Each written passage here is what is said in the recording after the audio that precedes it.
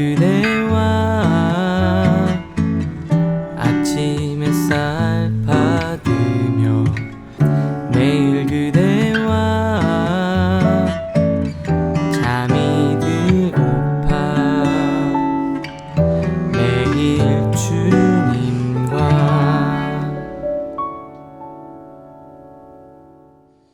매일 그대와 오늘 살펴볼 말씀은 8월 10일 수요일 큐티 말씀 중에서 출애굽기 13장 17절의 말씀입니다.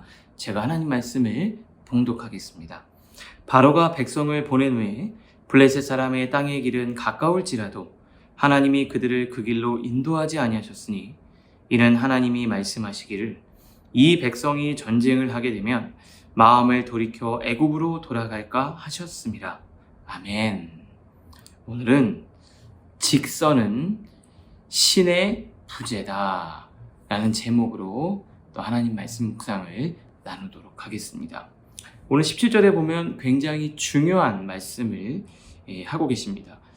바로가 백성을 보낸 후에, 즉 출애굽하고 난 이후에 가나안 땅으로 가는 여정에서 상당히 특이한 표현이 있습니다.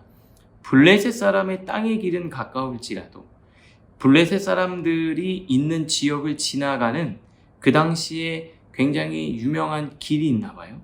그 길은 가깝지만 하나님이 그들을 그 길로 인도하지 아니하셨다. 그러면서 18절에 보면은 그럼 어디로 인도했냐? 하나님이 홍해를 지나, 홍해라는 그 바다를 지나서 광야길로 돌려서 백성을 인도했다는, 빠르고 직선으로 가는 길이 아니라 홍해로 광야로 돌아가는 길을 하나님이 선택하셨다라는 거예요. 하나님의 방식은 늘 이렇습니다. 오늘 제가 제목을 직선은 신의 부재다 라고 이야기했는데요.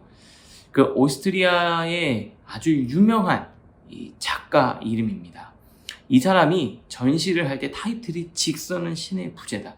이 사람의 작품은요, 직선으로 이렇게 되어져 있는 게 없어요. 다 울퉁불퉁, 꼬불꼬불.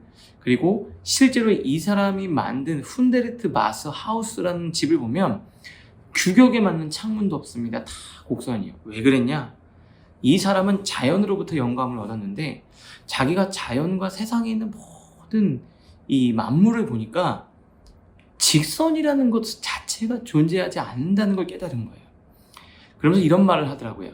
하나님이 만드신 모든 것에는 직선은 존재하지 않는다. 직선은 하나님의 부재다. 사람이 만든 것만 직선이죠.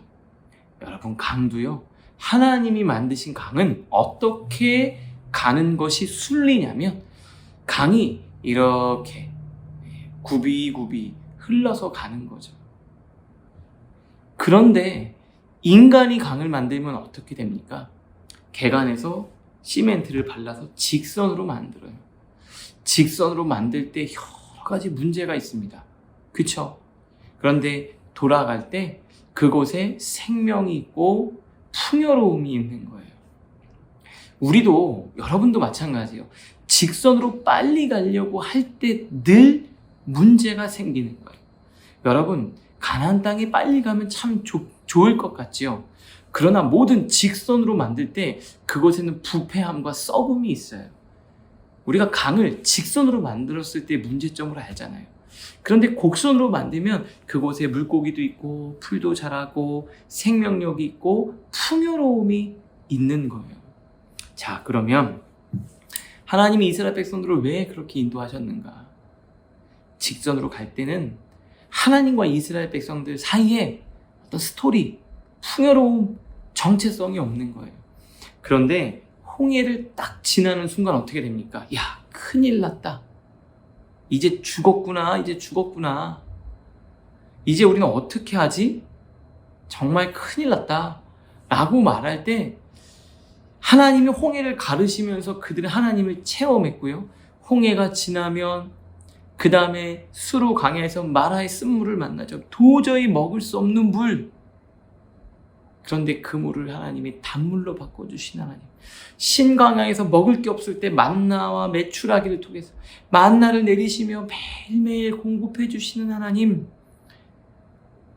르비딤에서 반석에서 물이 나게 해주시고 아말렉이 쳐들어올 때 그들을 물리쳐 주신 하나님, 그 광야길을 건너면서 이스라엘 백성들은 하나님이 나를 지켜주시는구나 라는 그 안에 정체성이 딱 자리 잡기 시작한 거예요. 그러니까 하나님이 그들을 광야길로 인도하시면서 가나안 땅에 들어가서 블레셋을 무찌르고 그 7 족속들로 하여금 하나님을 예배하는 땅을 만들기 위해서 그들을 훈련시킨 거예요. 여러분, 빨리 가고 싶죠. 하나님 여러분 돌아가게 하는 그 과정 가운데 하나님이 여러분들과 함께 하세요. 제가 원하는 길을 빨리 갔다고 생각해 보세요, 여러분. 그러면 제가 우리 청년들을 어떻게 인도하고 지도할까요? 제 속에는 돌아가는 그 광야마다 하나님이 나를 먹이시고 인도하신 하나님의 그 스토리가 있어요. 풍성함이 있어요. 제가 이렇게 한번 싹 돌아갈 때, 제가 힘들어서 하나님 어떻게 하지요? 하나님이 저를 만져주실 때 이렇게 싹 돌아갈 때, 그 돌아가는 거기에 풀이 자라고 물고기들이 모이듯이 제가 돌아가는 그 인생의 목회의 길에 풀이 자라고 우리 청년들이 살아나고 모이는 거예요. 하나님은 저를 그렇게 인도하셔요. 그런데 중요한 건 반드시 가나안 땅에 도착하게 된다는 거예요. 사랑하는 청년 여러분, 어때요? 빨리 가고 싶은데 갑자기 돌아가게 되셨어요? 좀 늦어지는 것 같습니까? 그런데 여러분, 그 길 가운데 하나님이 여러분을 만져주시는 아름다운 이야기가, 여러분의 삶의 풍성함이 저는 있을 줄로 믿습니다. 그러니까 이스라엘 백성들을 그 길로 인도하신다는 거예요. 그리고 뒤에 보면 어떻게 하십니까? 그냥 가라는 게 아니죠. 구름 기둥과 불 기둥으로 여러분을 인도하셔요. 여러분, 광야길 할 때 광야 기억하세요. 광야를 히브리어로 미드바르라고 합니다. 유대인들은 광야를 인식할 때 어떻게 인식하고 있었냐면 미드바르, 누구누구와 대화하다. 거기서 하나님과의 대화가 시작되는 거예요.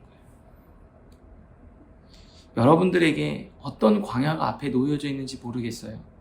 그러나 그곳에서 하나님이 여러분들에게 말씀하시고 하나님이 여러분들의 음성을 들려주실 줄 저는 믿습니다. 사랑하는 청년 여러분, 오늘도 승리하시고, 블레셋 사람의 그 길 아직 준비되지 않았을 때는 아마 그 전쟁을 치르다가 야 이게 돌아가자 그만하자 포기하게 될까봐 하나님이 단계 물 먼저 홍해를 가르시고, 그 다음에 물을 바꿔 쓴물을 단물로 바꿔주시고 만나를 주시고 반석에서 물을 주시면서 하나님이 나와 함께 하시는구나. 그때는 이제는 어떻게 하면 되냐? 이제 블레셋과 싸워도 이길 만한 준비가 되는 거예요. 우리는 지금 훈련 중에 있어요. 신목사를 만드시고 빚으시고 다듬으셔서 광야를 건너시면서 이제 진짜 가나안 땅에서 전쟁을 통해 승리할 수 있는 그런 사람으로 만들어 가시는 과정이에요. 저와 여러분은 그 과정 가운데 있습니다. 하나님이 여러분들을 지켜주실 줄 믿습니다. 오늘도 하나님이 여러분들을 인도해 주시고 말씀으로 승리하고 우리 광야를 잘 지나서 약속의 땅 가나안 땅에 반드시 들어가서 구속사의 도구로 쓰임받는 하나님의 놀라운 은혜를 덧입는 저와 여러분들 될 수 있기를 주님의 이름으로 축복합니다. 기도하겠습니다. 하나님 아버지, 감사합니다. 오늘 말씀을 통해 하나님의 음성을 듣게 해주시니 감사합니다. 저는 빨리 가고 싶었습니다. 그러나 그 속에는 하나님이 계시지 않으며 하나님의 방법이 아님을 깨닫게 됩니다. 겸손히 주의 음성에 귀 기울이는 우리 사랑하는 모든 청년들 되게 하여 주시옵소서. 돌아가는 길 속에 풍성함이 있게 하여 주시고 돌아가는 길이 진정한 지름길임을, 빠른 길임을 깨달아 알게 하여 주시옵소서. 예수님의 이름으로 기도합니다. 아멘.